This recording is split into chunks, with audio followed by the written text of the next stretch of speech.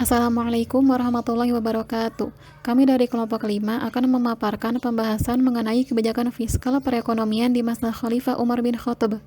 Sebelumnya, saya ingin memperkenalkan rekan-rekan saya terlebih dahulu. Yang pertama ada Alifah Qurrata Ayun, yang kedua ada Aura Putri Maulana, yang ketiga ada Farida Sfiah Qanaati, yang keempat ada Ananda Delvin Nadia, dan yang kelima saya pribadi Dian Febriani. Umar bin Khattab adalah salah satu khalifah yang paling sukses dalam sejarah Islam. Dapat dilihat dari kemajuan negara dan kesejahteraan rakyat pada saat memimpin, baik dari segi ekonomi, sosial, politik, keamanan dan pertahanan negara, dan perkembangan ilmu pengetahuan dan teknologi.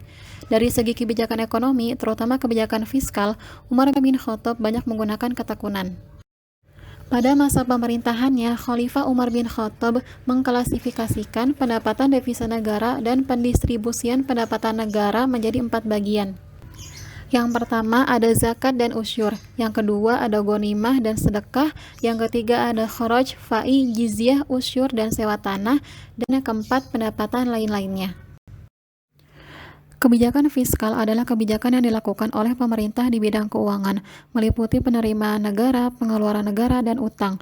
Ketiga komponen itu terdapat dalam satu kesatuan, yaitu dalam anggaran pendapatan dan belanja negara atau APBN. Pajak termasuk komponen pendapatan negara, sedangkan pendapatan negara adalah komponen dari kebijakan fiskal. Berdasarkan anggaran pendapatan dan belanja negara Indonesia pada saat ini tentunya memiliki banyak perbedaan dengan pendapatan dan belanja negara pada masa Umar bin Khattab. Pada masa Umar bin Khattab, sistem APBN yang digunakan berpedoman kepada Al-Quran dan hadis, serta ijtihad-ijtihad yang beliau laksanakan beserta sahabat-sahabat lainnya. Sedangkan sistem APBN di Indonesia masih banyak yang belum berpedoman kepada Al-Quran dan hadis. Landasan hukum kebijakan fiskal. Dalam hal ini, Islam merujuk kepada dua landasan, yaitu Al-Quran dan hadis. Seperti 4 contoh di bawah. Yang pertama, ada di surat Al-Anfal ayat 41, mengenai rampasan perang. Ayat ini mengandung pesan agar memerhatikan apa yang akan disampaikan, yakni menyangkut pembagian harta rampasan perang. Seperti yang ditulis oleh Al-Qurtubi, bahwa harta rampasan perang yang diperoleh kaum muslimin setelah memerangi musuh agama yang kafir. Yang kedua, ada di surat Al-Hasyr, yang membahas mengenai pembagian harta fa'i. Penyebutan kata lillah pada ayat di atas dipahami oleh Umar dalam arti buat Allah, yakni ada satu bagian dari harta fa'i tersebut diberikan kepada Allah. Dalam hal ini adalah untuk kepentingan umum. Pada masa Rasulullah SAW, harta fa'i dibagi menjadi 25 bagian. 20 bagian menjadi milik Rasulullah, beliau salurkan sesuai kebijaksanaan beliau, baik untuk diri sendiri ataupun keluarga yang beliau tanggung, maupun selain mereka. Sedang 5 bagian sisanya dibagikan sebagaimana pembagian ghanimah. Selanjutnya hadis jizyah. Diambil jizyah dari orang-orang yang mempunyai hal yang serupa dengan kitab. Di antara mereka ialah orang-orang Majusi, kota Hajar, dan lain-lain. Yang keempat ada hadis yang berhubungan dengan usyur.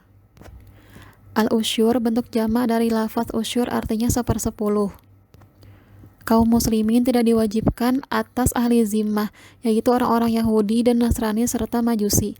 Mereka diharuskan membayar 1/10 dari harga barang dagangan mereka atau harganya sebagai imbalan perdagangan mereka di negeri kami. Hal ini tidak wajib dibebankan atas mereka kecuali jika hal ini dinaskan ke dalam perjanjian jizyah. Jika tidak, maka tidak wajib atas mereka membayar 1/10 itu. Tujuan kebijakan fiskal. Yang pertama, meningkatkan pendapatan nasional real. Umumnya, tujuan yang ingin dicapai kebijakan fiskal adalah kestabilan ekonomi yang lebih mantap. Artinya, tetap mempertahankan laju pertumbuhan ekonomi yang layak tanpa adanya pengangguran yang berarti di satu pihak, atau adanya ketidakstabilan harga-harga umum di pihak lain. Yang kedua, mempertahankan kestabilan harga umum pada tingkat yang layak.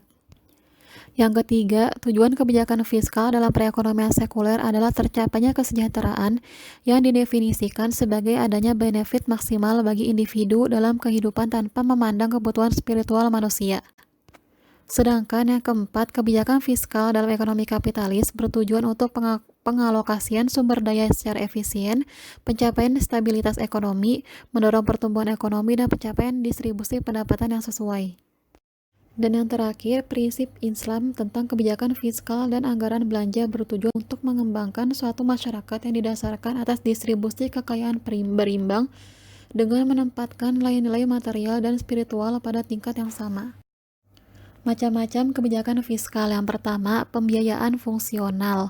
Dalam hal ini, pengeluaran pemerintah ditentukan dengan melihat akibat-akibat tidak langsung terhadap pendapatan nasional, terutama untuk meningkatkan kesempatan kerja. Yang kedua, pengelolaan anggaran.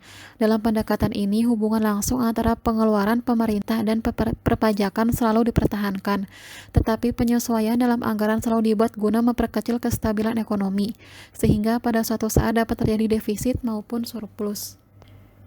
Yang ketiga, stabilisasi anggaran otomatis. Dengan stabilisasi otomatis, pengeluaran pemerintah akan ditentukan berdasar atas perkiraan manfaat dan biaya relatif dari berbagai macam program dan pajak akan ditentukan sehingga menimbulkan surplus dan pada periode kesempatan kerja penuh. Yang keempat, anggaran belanja seimbang. Suatu modifikasi dari pembelanjaan atas dasar anggaran disesuaikan dengan keadaan adalah pembelanjaan secara seimbang dalam jangka panjang, tetapi ditempuh defisit pada masa depresi dan surplus pada masa inflasi. Pendistribusian pendapatan belanja pada masa Umar bin Khattab. Yang pertama, pendistribusian zakat dan yang berkaitan. Distribusi ini dibagikan kepada orang-orang yang lemah sampai mereka mampu. Kemudian panitia mengurusi zakat juga mendapatkan zakat. Dalam kasus mu'alaf, nampaknya Umar memang tidak melihat kemaslahatannya untuk meneruskan pemberian kepada orang-orang yang pernah mendapatkan sebelumnya. Yang kedua, pendistribusian jizyah, kharaj, usyur, dan yang berkaitan.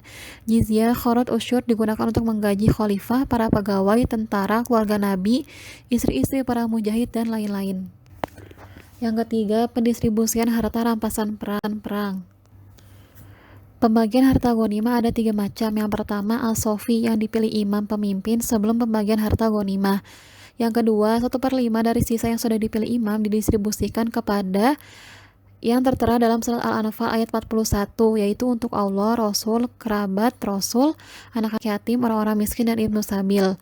Yang ketiga, 4/5 dari sisa yang sudah dipilih imam didistribusikan untuk yang ikut perang dengan syarat orang yang ikut berperang. Yang kedua, orang yang merdeka kalau hamba.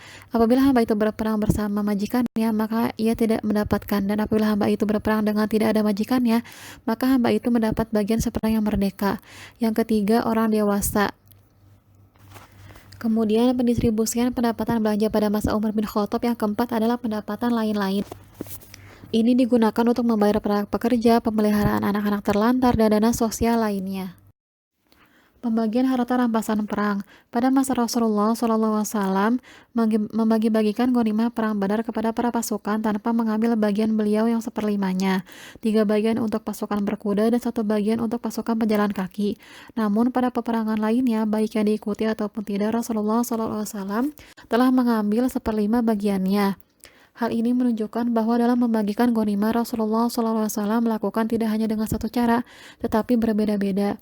Kemudian pada masa Khalifah Umar bin Khattab, bagian untuk Rasulullah dan kerabat Rasulullah dipergunakan untuk kemaslahatan umat seperti biaya persiapan perang, persediaan kebutuhan negara, dan untuk memperkuat dan memperkokoh kedudukan negara. Sedangkan bagiannya orang-orang fakir, miskin, ibnu sabil adalah tetap seperti pada masa Rasulullah. Kelebihan kebijakan fiskal Khalifah Umar bin Khattab. Yang pertama, jarang terjadi defisit kecuali tahun 18 Hijriah. Yang kedua, sistem pajak yang digunakan proporsional. Yang ketiga, pengenaan regresif rate terhadap hewan ternak. Yang keempat, besarnya kharaj ditentukan berdasarkan produktivitas lahan, bukan berdasarkan zona. Yang kelima, perintah Umar untuk mengambil usyur sekali dalam setahun dan larangan pengulangan usyur terhadap dagangan selama belum habis tahun. Dan kesimpulan dari pembahasan di atas adalah pendirian institusi Baitul Mal yang merupakan lembaga kebijaksanaan fiskal yang sudah lengkap dengan departemen-departemennya dan fasilitas pendukung lainnya berikut pendirian cabang-cabangnya di provinsi. Dalam penyusunan anggaran negara, Umar bin Khattab menggunakan prinsip anggaran berimbang pada awal pemerintahan, dan seterusnya Umar bin Khattab menggunakan prinsip anggaran surplus sampai akhir pemerintahannya. Hanya sekali Umar bin Khattab menggunakan prinsip anggaran defisit, yaitu pada masa krisis ekonomi atau dikenal dengan nama tahun Ramadan. Pada dasarnya, kebijakan fiskal yang terjadi di masa Khalifah Umar bin Khattab berbeda dengan kebijakan fiskal di Indonesia. Hal ini terjadi karena kebijakan fiskal di masa Khalifah Umar bin Khattab berdasarkan Islam, yaitu Al-Quran, hadis, dan ijma' para sahabat-sahabat di masa itu. Demikian pemaparan dari kelompok kami, kelompok 5. Jazakumullah khair. Wassalamualaikum warahmatullahi wabarakatuh.